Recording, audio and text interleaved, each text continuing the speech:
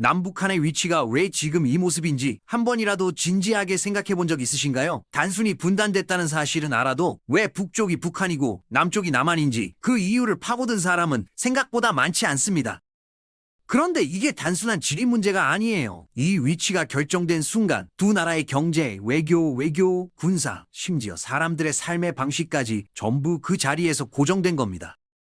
그리고 만약 그 위치가 딱 반대였다면 지금 우리가 알고 있는 한반도는 존재하지 않았을 거예요. 체제도, 동맹도, 먹는 것도, 싸우는 방식도 전부 달랐을 겁니다. 지리가 이념을 만들고, 이념이 체제를 만들고, 체제가 오늘의 남북한을 만든 거거든요.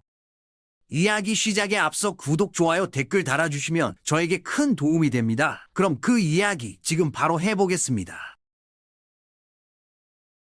먼저 어떻게 남북한이 이 위치에 위치하게 되었는지 알아보겠습니다. 1945년 8월 일본이 항복을 선언하면서 한반도는 갑자기 주인 없는 땅이 됩니다. 미국과 소련은 서로 이 공백을 차지하려 했고 협상 끝에 38도선을 기준으로 각자 군대를 주둔시키기로 합니다. 이 경계선은 처음부터 치밀한 분석 끝에 나온 게 아니었거든요.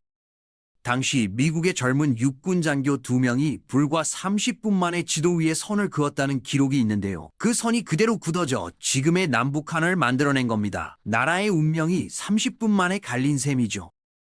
여기서 중요한 사실이 하나 있는데 일제강점기 동안 한반도의 산업시설은 대부분 북쪽에 집중되어 있었습니다. 수력발전소, 광산, 군수공장이 북쪽 험준한 지형을 따라 개발됐고 남쪽에는 농경지와 인구가 몰려 있었던 거예요. 그 결과 출발선만 놓고 보면 북한이 훨씬 유리한 조건이었습니다. 실제로 1950년대 중반까지 북한의 1인당 소득이 남한보다 높았다는 통계가 남아있고 전기 공급량도 북한이 남한의 2배를 넘겼다는 기록도 있어요. 지금과는 완전히 정반대인 상황이었던 거죠. 왜 이렇게 됐을까요? 북쪽에는 험준한 산지와 추운 기후가, 남쪽에는 넓은 평야와 따뜻한 해안이 있었는데 일본은 대륙 침략을 위한 병참 기지로 한반도 북부를 집중 개발했거든요. 군수산업과 에너지 인프라가 북방 루트 중심으로 깔린 겁니다. 결국 38도선은 그냥 군사적 경계가 아니라 산업과 농업을 딱 잘라 분리한 경계선이 된 셈입니다. 북쪽은 공장을 가졌고 남쪽은 사람을 가졌죠. 이게 두 나라의 완전히 다른 출발점이 됩니다. 그런데 지리만큼 중요한 게 하나 더 있습니다. 바로 이념이에요. 소련이 북쪽에 들어오면서 사회주의 체제가 심어졌고 미국이 남쪽에 들어오면서 자유민주주의와 시장 경제가 뿌리 내렸거든요. 이 이념의 차이가 이후 두 나라의 방향을 완전히 갈라놓은 겁니다.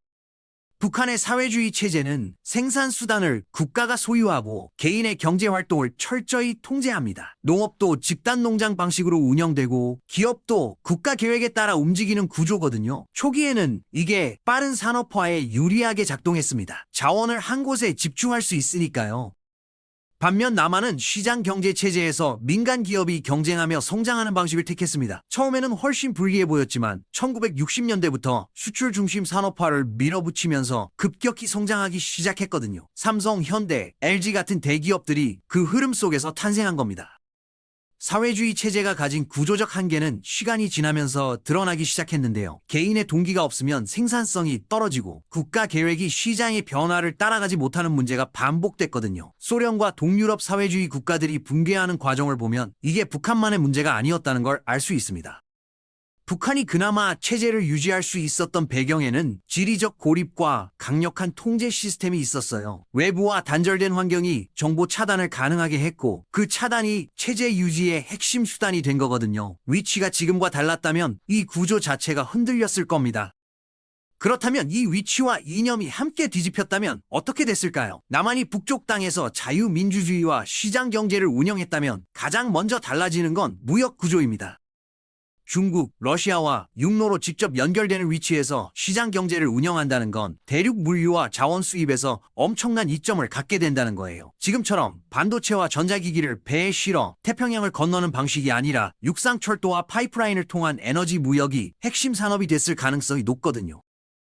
시베리아 횡단철도와 연결되는 물류 허브가 됐을 수도 있고 중앙아시아 자원 국가들과의 직접 교역도 지금보다 훨씬 활발했을 겁니다. 대신 일본과의 해상 무역 비중은 훨씬 낮아졌겠죠. 북한이 따뜻한 남쪽을 차지한 채 사회주의 체제를 유지했다면 이건 훨씬 더 흥미로운 시나리오가 됩니다. 남쪽의 열린 항만과 해상 루트는 폐쇄 경제와 근본적으로 충돌하거든요. 일본이 바로 옆에 있고 미국의 해군력이 주변을 감싸는 환경에서 북한식 자급자족 체제를 유지하기란 지금보다 훨씬 어려웠을 겁니다. 경제 제재의 효과도 훨씬 컸을 거예요. 지금 북한은 육로로 중국과 연결되어 있어서 제재를 우회하는 통로가 있는데 남쪽에 있었다면 바다로 완전히 포위되는 구조가 되거든요. 사회주의 체제가 이 압박을 버텨냈을 가능성은 낮습니다. 군사 전략도 완전히 뒤집힙니다. 지금 남한은 바다로 열려 있어서 해군력과 미군 해상 전력이 핵심 억제 수단인데 위치가 바뀌었다면 남한은 러시아와 중국과 맞닿은 대륙 국경 방어에 훨씬 더 많은 자원을 써야 했을 겁니다. 자유민주주의 체제에서 대륙 방어를 해야 하는 상황이라면 나토처럼 집단 안보 체계를 구성하는 방향으로 갔을 가능성이 크거든요. 미군 기지의 역할도 지금 해군 공군 중심이 아니라 육군 중심의 전선 방어 구조로 완전히 달라졌겠죠.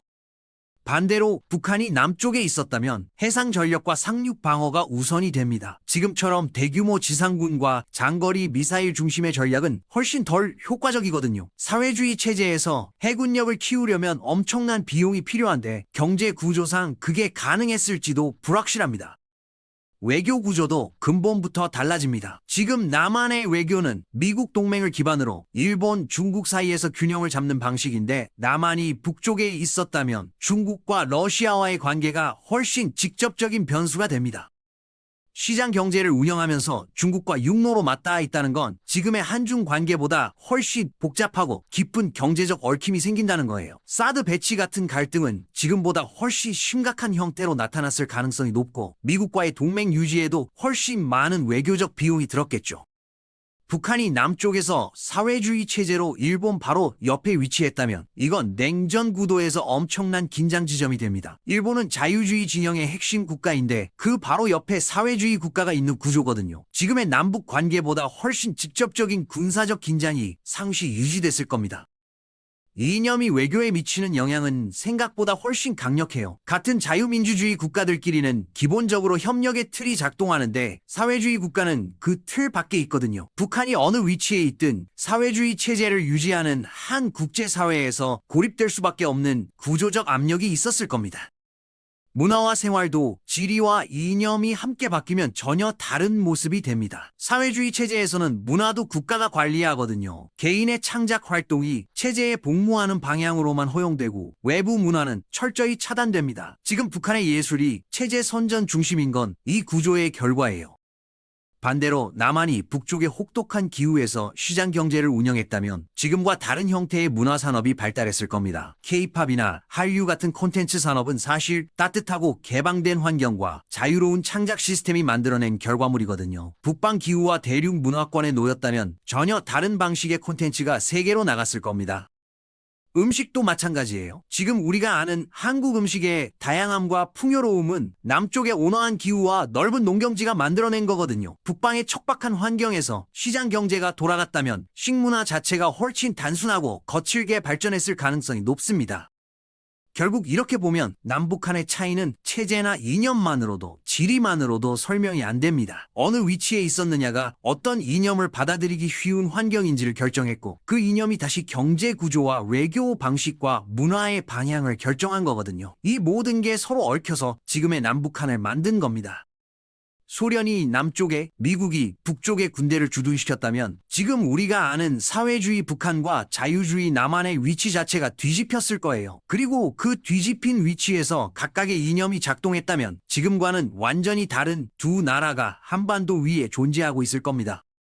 38 도선은 단순한 선이 아니었습니다. 그 선이 지리를 나눴고 지리가 이념을 불러왔고 이념이 체제를 만들었고 체제가 오늘의 우리를 만든 거거든요. 30분 만에 그어진 그 선 하나가 수천만 명의 삶을 지금 이 모습으로 고정시킨 겁니다.